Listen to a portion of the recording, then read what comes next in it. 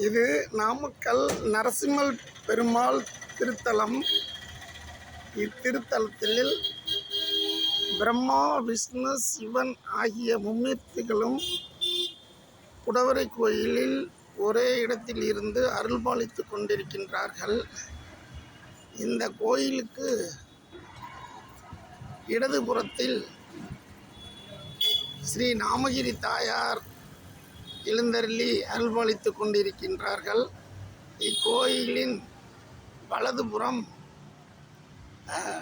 லட்சுமி நரசிம்ம பெருமாள் இருந்து அருள்பாலிக்கிறார்.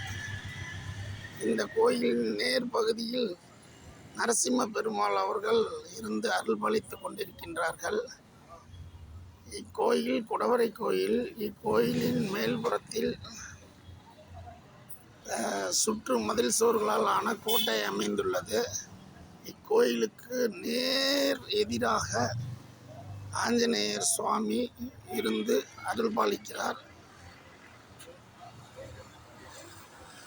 அந்த டவர் தெரிகிறது, அந்த இடம்தான் ஆஞ்சநேயர் சுவாமி கோயில். அடுத்தது நாம் அங்கே சென்று பார்ப்போம்.